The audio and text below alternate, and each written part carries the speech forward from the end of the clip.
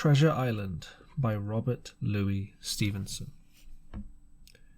If sailors' tales are to sailor tunes, storms and adventure, heat and cold, if schooners, islands and maroons, and buccaneers and buried gold, and all the old romance retold, exactly in the ancient way, can please as me they pleased of old, the wiser youngsters of today. So be it, and fall on, if not, if studious youth no longer crave, his ancient appetites forgot, Kingston or Ballantin the brave, or Cooper of the wood and wave, so be it also, and may I, and all my pirates share the grave, where these and their creations lie. Chapter 1. The Old Sea Dog and the Admiral Benbow. Squire Trelawney, Dr. Livesey, and the rest of the gentlemen, having asked me to write down the whole particulars about Treasure Island, from the beginning to the end, keeping nothing back but the bearings of the island, and that only because there is still treasure not yet lifted, I take up my pen in the year of grace 17, and go back to the time when my father kept the Admiral Benbow Inn, and the brown old seaman with the sabre cut first took up his lodging under our roof. I remember him as if it was yesterday, as he came plodding to the inn door, his sea chest following behind him in a hand barrow, a tall, strong, heavy, nut-brown man, his tarry pigtail falling over his shoulders of his soiled blue coat, his hands ragged and scarred, with black broken nails, and the sabre cut across one cheek, a dirty, livid white. I remember him looking round the cove and whistling to himself as he did so, and then breaking out in that old sea song that he sang so often afterwards. 15 men on the dead man's chest, yo ho ho, and a bottle of rum, in the high old tottering voice that seemed to have been tuned and broken at the capstan's bar. Then he rapped on the door with a bit of a stick like a handspike that he carried, and when my father appeared, called roughly for a glass of rum. This, when it was brought to him, he drank slowly, like a connoisseur, lingering on the taste, and it still looking around him at the cliff and up at our signboard. "This is a handy cove," says he at length, "and a pleasant citied grog shop. Much company, mates?" My father told him no, very little company, the more was the pity. "Well then," he said, "this is the berth for me. Here you, matey," he cried to the man who trundled the barrel. "Bring up alongside and help up my chest. I'll stay here a bit," he continued. "I'm a plain man. Rum and bacon and eggs is what I want, and that head up there to watch ships off. What you mout call me Cap'n. Oh, I see what you're at there," and he threw down 3 or 4 gold pieces on the threshold. "You can tell me what I've worked through that. When I've worked through that," says he. "You can tell me when I've worked through that," says he, looking as fierce as the commander. And, indeed, as bad as his clothes were, and coarsely as he spoke, he had none of the appearance of a man who sailed before the mast, but seemed like a mate or skipper accustomed to be obeyed or to strike. The man who came with the barrow told us that the mail had set him down the morning before at the Royal George, that he had inquired what inns were there were along the coast, and hearing ours of well spoken of, I suppose, and described as lonely, had chosen it from the others for his place of residence. And that was all we could learn of our guest. He was very silent. He was a very silent man by custom. All days he hung round the cove or upon the cliffs with a brass telescope. All evening he sat in a corner of the parlour next to the fire and drank rum and water, very strong. Mostly he would not speak when spoken to, only look up suddenly and fierce, and blow through his nose like a foghorn. And we and the people who came about our house soon learned to let him be. Every day, when he came back from his stroll, he would ask if any seafaring men had gone by along the road. At first we thought it was the want of company of his own kind that made him ask the question. But at last we began to see he was desirous to avoid them. When a seaman put up at the Admiral Benbow, as now and then some did, making by the coast road for Bristol, he would look in at him through the curtained door before he entered the parlour, and he was always sure to be as silent as a mouse when any such was present. For me, at least, there was no secret about the matter, for I was, in a way, a sharer in his alarms. He had taken me aside one day and promised me a silver fourpenny on the 1st of every month, if I would only keep my weather eye open for a seafaring man with one leg, and let him know the moment he appeared. Often enough, when the 1st of the month came around, and I applied to him for my wage, he would only blow through his nose at me and stare me down. But before the week was out, he was sure to think better of it, bring me my fourpenny piece, and repeat his orders to look out for the seafaring man with one leg. How the personage haunted my dreams! I need scarcely tell you, on stormy nights, when the wind shook the four corners of the house and the surf roared along the cove and up the hills, I would see him in 1,000 forms, and with 1,000 diabolical expressions. Now the leg would be cut off at the knee, now at the hip.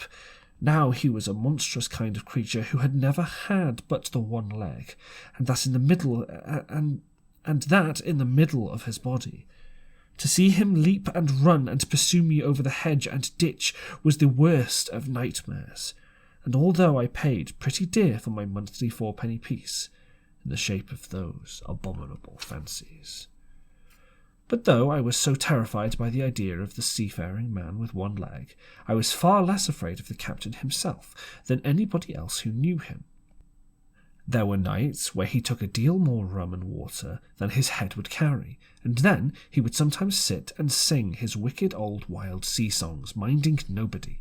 But sometimes he would call for glasses round, and force all trembling company to listen to his stories, or bear a chorus to his singing. Often I heard the house shaking with yo ho ho and a bottle of rum, all the neighbours joining in for dear life, with the fear of death upon them, and each singing louder than the other to avoid remark. For in these fits he was the most overriding companion ever known. He would slap his hand on the table for silence all round. He would fly up in a passion of anger at a question, or sometimes because none was put, and so he judged the company was not following his story.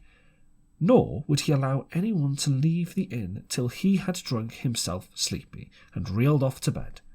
His stories were what frightened people worst of all. Dreadful stories they were, about hanging and walking the plank, and storms at sea, and the dry Tortugas, and wild deeds and places on the Spanish Main. But by his own account, he must have lived his life amongst some of the wickedest men that God had ever allowed upon the sea, and the language in which he told these stories shocked our plain country people almost as much as the crimes that he described. My father was always saying the inn would be ruined, for people would soon cease coming there to be tyrannized over and put down and sent shivering to their beds. But I really believe his presence did us good. People were frightened at the time, but on looking back they rather liked it.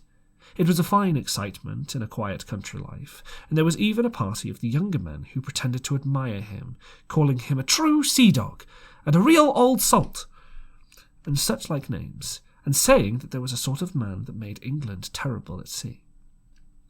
In one way, indeed, he bade fair to ruin us, for he kept on staying week after week, and at last month after month, and so that all the money that had been long exhausted, and still my father never plucked up the heart to insist on having more. If ever he mentioned it, the captain blew through his nose so loudly that you might say that he roared, and stared my poor father out of the room. I have seen him wringing his hands after such a rebuff, and I am sure the annoyance and the terror he lived in must have greatly hastened his early and unhappy death. All the time he lived with us, the captain made no change whatever in his dress but to buy some stockings from a hawker. One of the cocks off his hat had fallen down. He let it hang from that day forth, though it was a great annoyance when it blew. I remember the appearance of his coat, which he patched himself upwards in his room, and which, before the end, was nothing but patches. He never wrote or received a letter, and he never spoke with any but the neighbours. And with these, for the most part, only when drunk on rum, the great sea chest none of us had ever seen open. He was only once crossed, and that was towards the end, when my poor father was far gone in a decline that took him off. Dr. Livesey came late one afternoon to see the patient, took a bit of dinner from my mother, and went into a parlour to smoke a pipe until his horse should come down from the hamlet, for we had no stabbing at the old Benbow. I followed him in, and I remember observing the contrast. The neat, bright doctor, with his powder as white as snow, and his bright black eyes and pleasant manners, made with the coltish country folk, and above all with that filthy, heavy, bleared scarecrow of a pirate of ours, sitting far gone in rum, with his arms on the table. Suddenly, he, the captain, that is, began to pipe up his eternal song. 50 men on a dead man's chest, yo-ho, and a bottle of rum. Drink, and the devil has done the rest. Yo-ho-ho, and a bottle of rum. At first I had supposed the dead man's chest had to be that identical big box of his upstairs in the front room, and the thought had been mingled in my nightmares with that of the one-legged seafaring man. But by this time we had all long ceased to pay any particular notice to the song. It was new, that night, to nobody but Dr. Livesey, and on him I observed it did not produce an agreeable effect, for he looked up with a moment quite angrily before he went on with his talk to old Taylor, the gardener, on a new cure for the rheumatics. In the meantime, the captain gradually brightened up at his own music, and at last flapped his hand upon the table before him in a way we all knew to mean silence. The voices stopped all at once, all but Dr. Livesey's, who went on as before, speaking clear and kind, and drawing briskly at his pipe between every word or two. The captain glared at him for a while, flapped his hand again, and glared still harder, and at last broke out with a villainous low oath. "Silence there, between decks!" "Were you addressing me, sir?" says the doctor, and when the ruffian had told him with another oath that this was so, "I have only one thing to say to you, sir," replies the doctor, "that if you keep on drinking rum, the world will soon be quit of a very dirty scoundrel."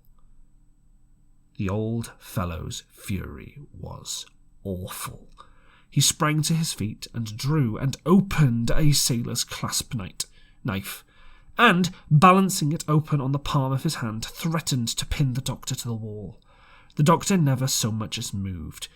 He spoke to him, as before, over his shoulder and in the same tone and voice, rather high, so that all the room might hear, but perfectly calm and steady. "If you do not put that knife away this instant in your pocket, I promise, upon my honour, you shall hang at the next assizes." Then followed a battle of looks between them, but the captain soon knuckled under, put his weapon, and resumed his seat, grumbling like a beaten dog. "And now, sir," continued the doctor, "since I know there's such a fellow in my district, you may count I'll have an eye upon you day and night. I'm not a doctor only, I'm a magistrate, and if I catch a breath of complaint against you, if it's only for a piece of incivility like tonight's, I'll take effectual means to have you hunted down and routed out of all of this. Let that suffice." Soon after Dr. Livesey's horse came to the door, he rode away, but the captain held his peace that evening, and for many evenings to come.